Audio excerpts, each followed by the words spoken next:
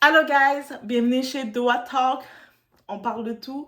Actuellement, vous savez, moi j'aime vraiment regarder les true crime. Vous savez, les vidéos où surtout sur YouTube, parce que j'aime vraiment YouTube. En vrai, je fais des vidéos sur YouTube, mais ça m'a inspiré en voyant que c'est des gens comme vous et moi qui se mettent devant leur caméra et qui parlent de les sujets qu'ils veulent parler. Et j'aime vraiment le côté true crime, les story time. J'aime vraiment ça. Parce que j'aime aussi mettre mon cerveau en marche, analyser, tout, voir un petit peu qu'est-ce qui se passe en vrai. Et dans les true crime, on a vu quelque chose se passer, une situation, ce féminicide. Donc c'est un mari, un homme jaloux, possessif et tout, qui a éliminé sa femme. Et des fois, on regarde cette situation-là, c'est déjà catastrophique, mais quand il y a des enfants qui sont nés dans un foyer catastrophique, c'est-à-dire la mère on a enlevé la vie de la mère n'est plus vivante et le père est probablement en prison, tout ça. L'enfant derrière, on se dit, qu'est-ce qui va devenir cet enfant-là? Et là, c'est comme de vous dire, on a comme un update parce qu'il y a des nouvelles de cet enfant, de ce couple-là, qui est rendu qu'à 17 ans. Et je me dis, avec, tu sais, elle a grandi dans un foyer complexe, avec une situation médiatisée complexe. Mais c'était un ange sur terre. C'est un ange sur terre. Et c'est pour ça que je tenais à en parler. Et puis, quand j'ai vu cet update-là, je me suis dit, tu sais, des fois, on se demande, mais pauvres les enfants, on envoie de l'énergie pour ces enfants-là parce que c'est déjà un traumatisme que ton papa est en prison parce qu'il a enlevé la vie à ta mère. Tu sais, comment tu peux, tu sais, il y a plein de choses dans ta tête, mais cet enfant-là, elle a tellement un esprit d'ange. Quand je vous dis,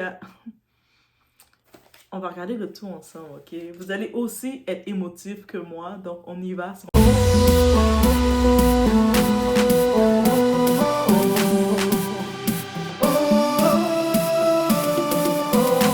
La fille que vous voyez sur la photo fait actuellement le buzz sur les réseaux sociaux.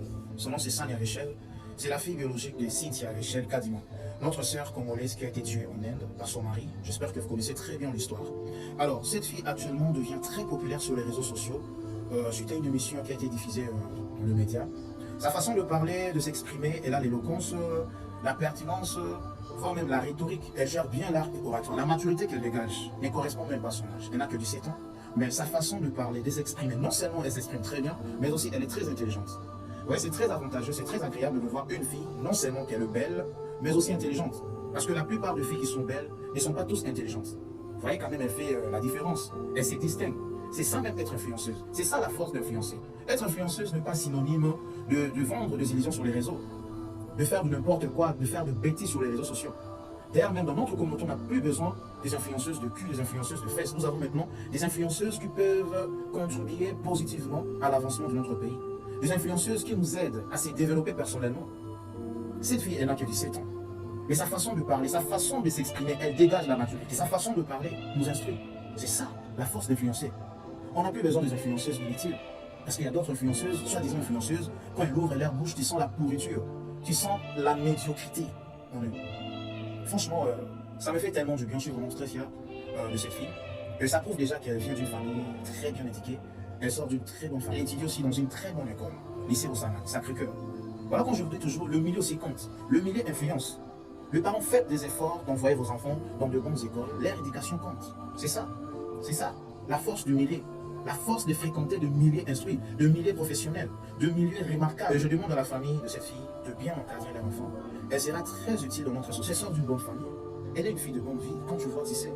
Et pourquoi elle ne fait pas aussi des extravagances, le maternat inutile? Pourquoi? Pourquoi c'est seulement vous, les influenceuses inutiles, des influenceuses de fesses, incapables même de passer dans un plateau télévisé, même aborder un débat contradictoire, incapables?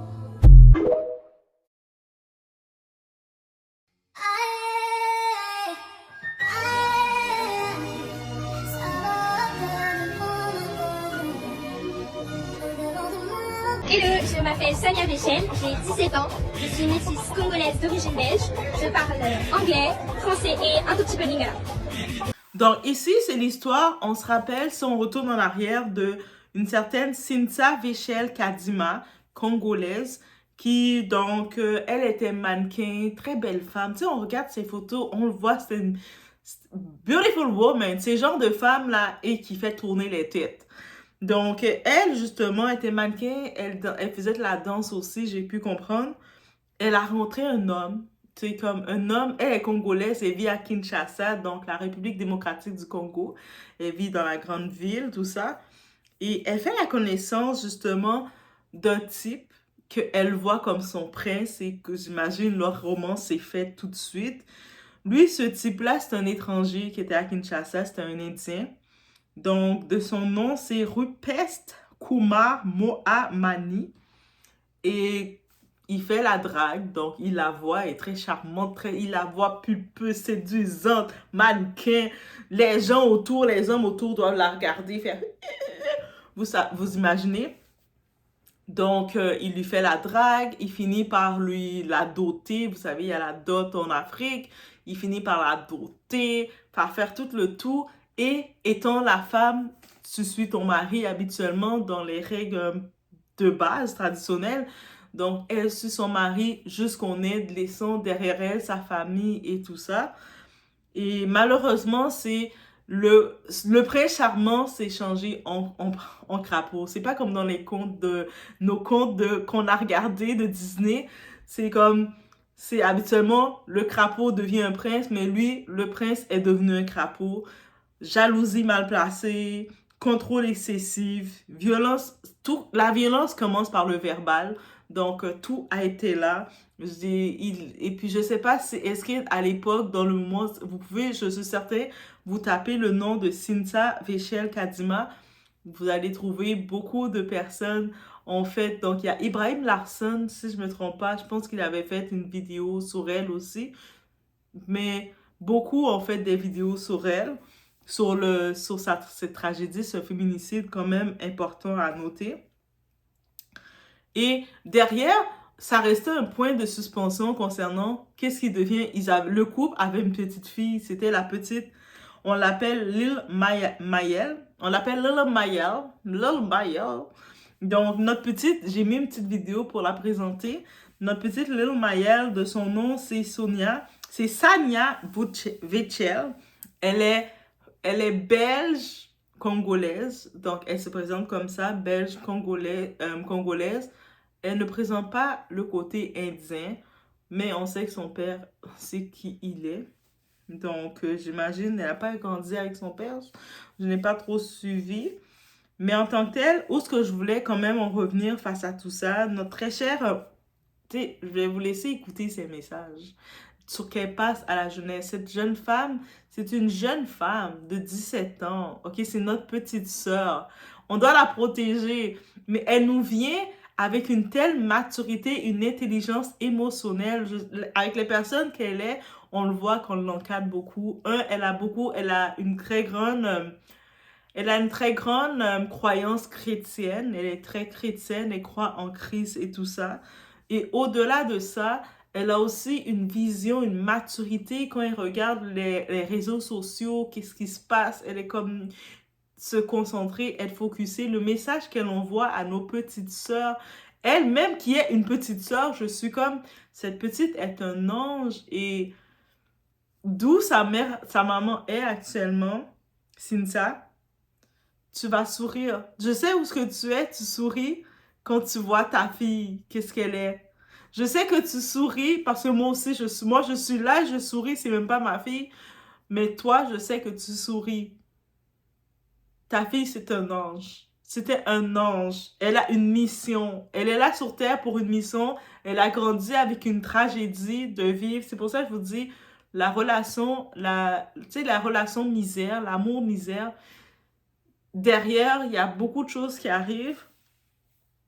Et quand je vois son message qu'elle propage, étant la jeunesse, étant la petite jeunesse fraîche, je la vois comme l'influenceuse de mes nièces. Tu sais, j'ai mes petites nièces, j'ai ma petite Alicia qui a 11 ans, le 4 juin qui va avoir 12 ans. Et puis, j'ai ma petite Mia qui a 6 ans, qui vient d'avoir 6 ans le 25 janvier. Mais je veux que mes nièces tombent sur des Sania. Ils regardent des Sania et ils me disent, Tati, on a trouvé Sania et puis elle est trop cool. Je veux qu'ils me disent ça. Et puis c'est comme vraiment. Donc, c'est vraiment le tout. Donc, Je tenais aussi, j'avais pris en note quelques red flags à reconnaître. C'est comme à reconnaître. C'est même pas à reconnaître, c'est des rappels. Parce qu'on a déjà entendu, mais des fois, je sais qu'on est en amour, on est plus prêt à tolérer qu'est-ce qu'on aime. Donc, mais je vous mets les rappels parce que des fois, mieux vaut répéter dans notre cabeza, mieux vaut répéter les choses et puis peut-être ça va faire un impact.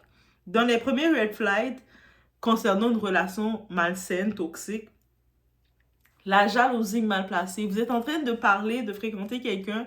Vous voyez la personne commence à faire la jalousie mal placée. Il vous a connu, vous étiez sur les réseaux, vous vous affichez, vous étiez très coquette. Tout d'un coup, il commence à faire le jaloux mal placé. Ah, tu parles à telle personne, t'es comme ça. Il commence à vous donner créer des histoires dans sa tête. Ça, c'est un drapeau rouge. Mettez le drapeau rouge dans votre tête. Mettez le son si vous voulez. Moi, mettez au-delà du drapeau rouge, mettez un son dans votre tête, un alarme qui fait tang, tang, tang. Tu sais, les alarmes agressants.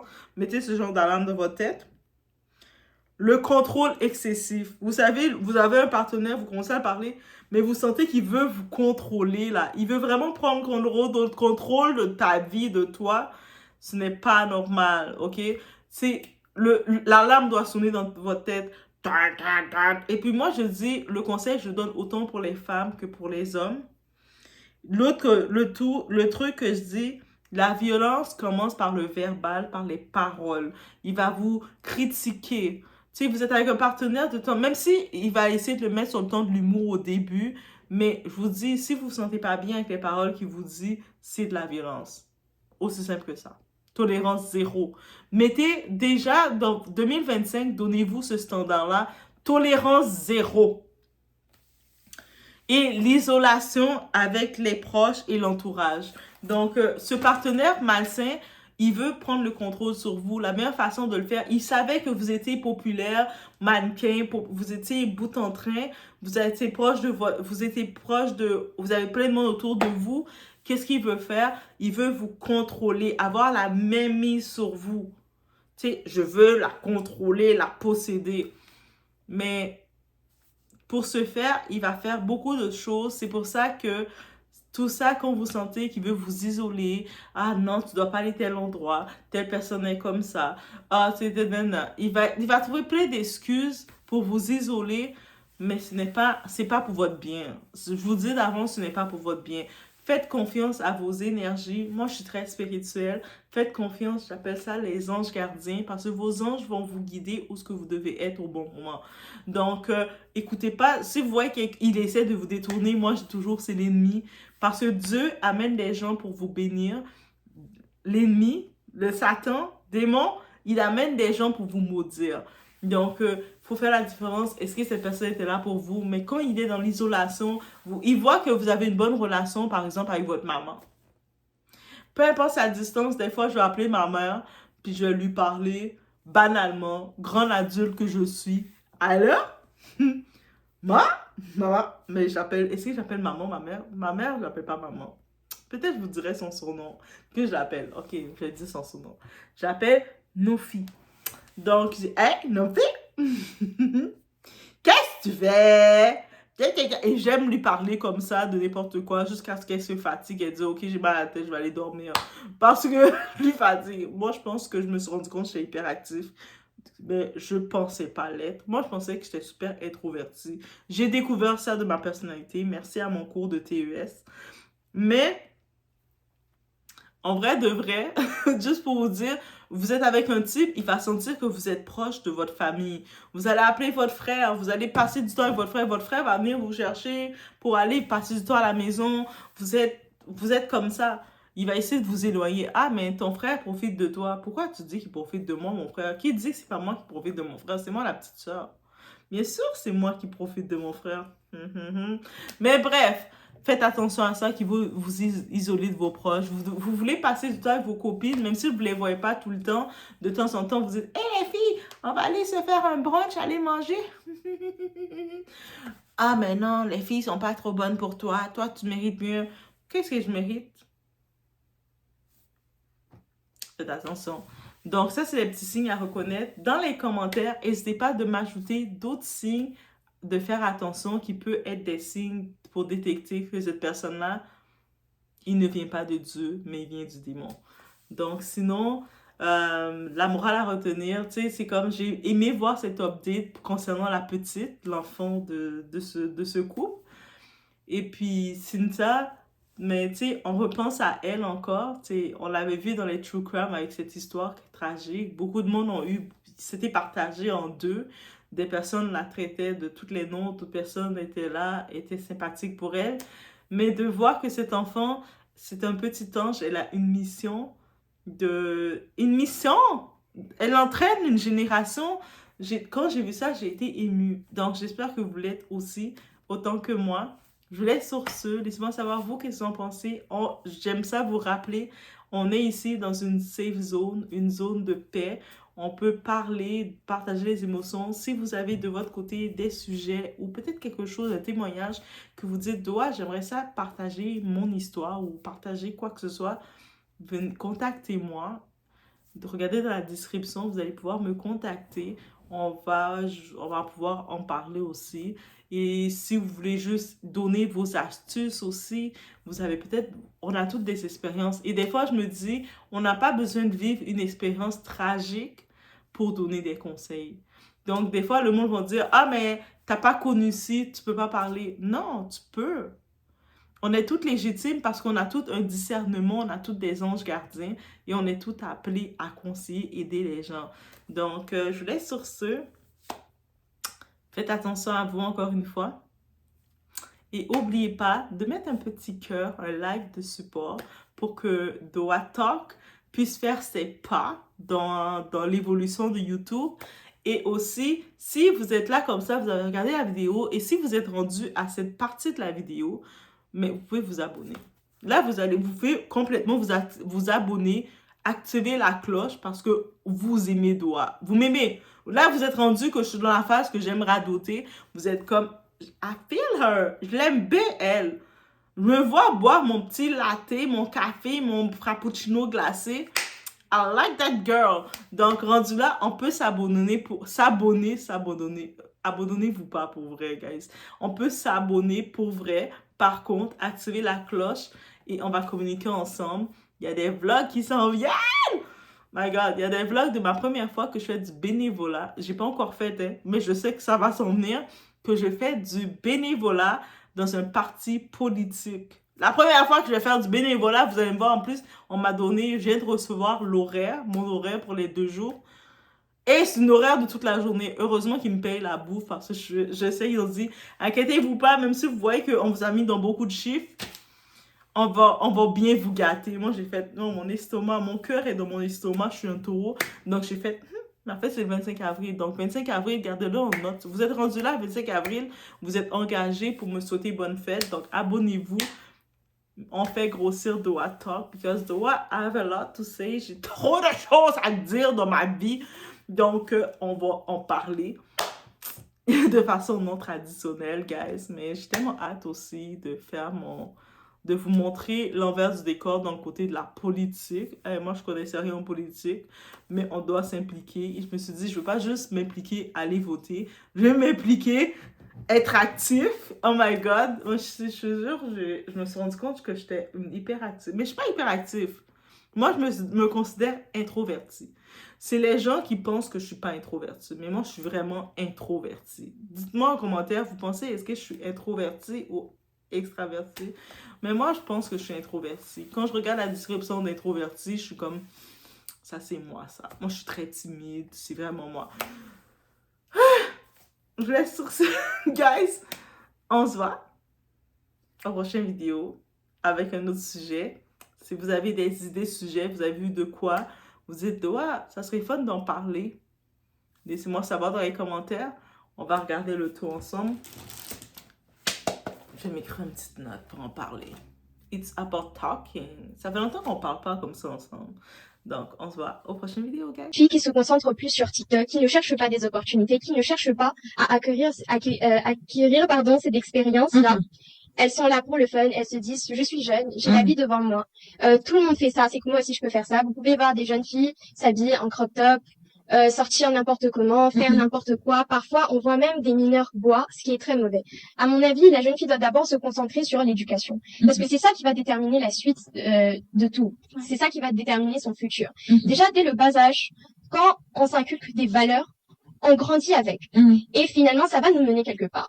La jeune fille devrait plus s'accrocher à l'éducation et à la prière, parce que après tout, on peut rien faire sans Dieu. C'est Dieu qui mène, c'est Dieu qui conduit. Mais je vois très mal Dieu conduire une jeune fille quelque part où il sait qu'elle ne pourra pas. Comme vous l'avez dit, beaucoup veulent être présidente, PDG.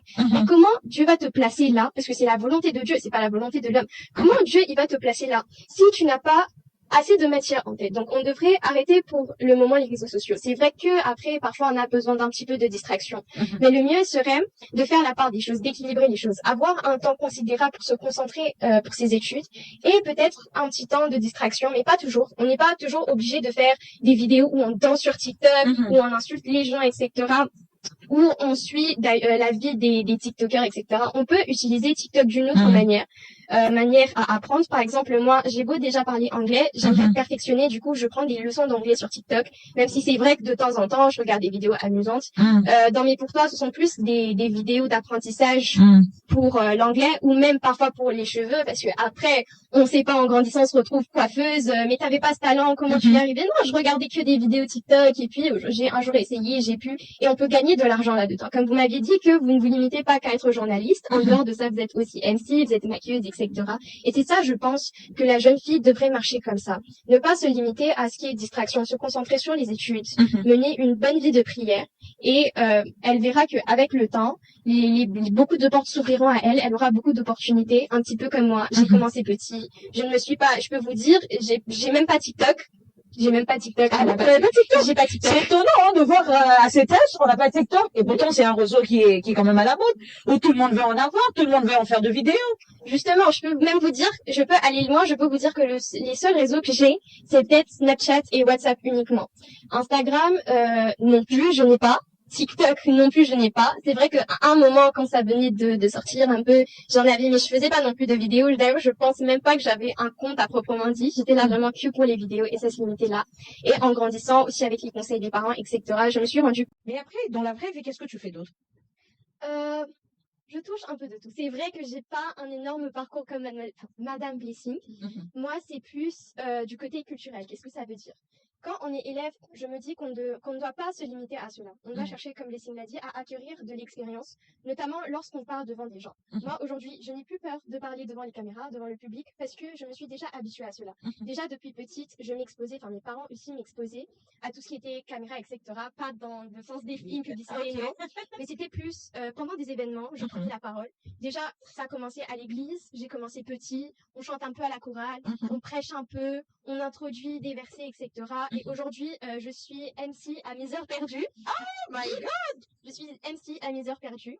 Et c'est comme ça que j'ai pu quand même acquérir de l'expérience professionnelle. Alors non, je n'ai pas un très grand parcours comme des films. Je n'ai pas, pour l'instant, une organisation à proprement dite, même si j'y réfléchis encore.